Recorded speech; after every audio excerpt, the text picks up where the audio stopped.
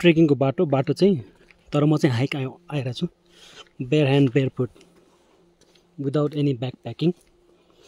Opportunity हो यो पनि। लुक्ला भन्दा अलिक तल छ यो चाहिँ, माउन्ट एभरेस्ट बेस क्याम्प जाने बाटै हो यो चाहिँ, ट्रेकिङ रुट नै हो। म चाहिँ अहिले हाइक गरिरहेको छु, हाइकिङ एक्लै, रमाइलो, वन जङ्गल, घना जङ्गल, no one is here and I am walking, hiking actually. उकालो चढ्ने हो अब पुरा।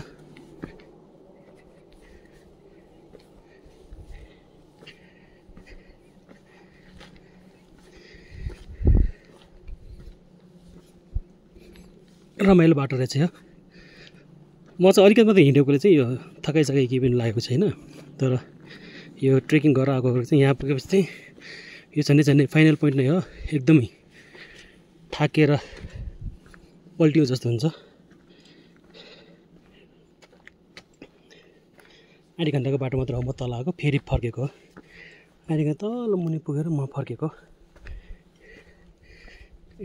सर्ट हाइकिङ, रमाइलो, एक्लै, वान म्यान ब्यान्ड भने चाहिँ वान म्यान आर्मी भने जस्तै सिङ्गल हाइकिङ।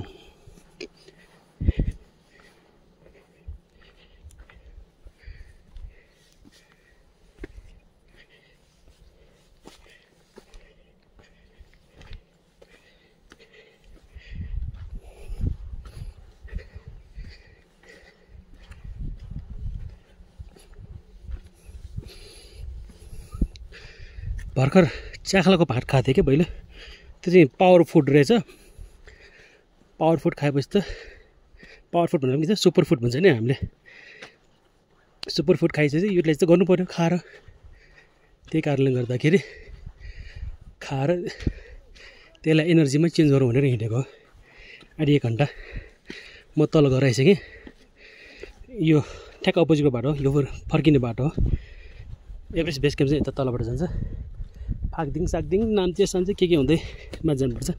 अहिलेको अहिले त पुग्ने होइन, 3-4 दिन 5 दिन पनि लाग्न सक्छ बेस क्याम्प चाहिँ।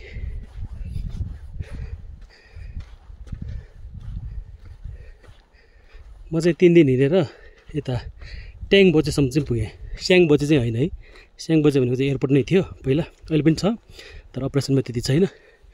म चाहिँ त्योभन्दा माथि ट्याङ बोचामा पुगेर आएको। माथि हिमाल देख्न सक्नुहुन्छ, मनमोहक हिमाल। यो धेरै नजिक छ, यो क्यामेरामा मात्र अलिकति टाढो देखिएको, रमाइलो छ।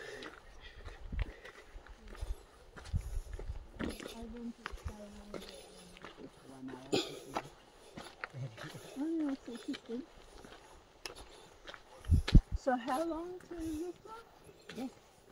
Just I heard that 5 more minutes. Yeah.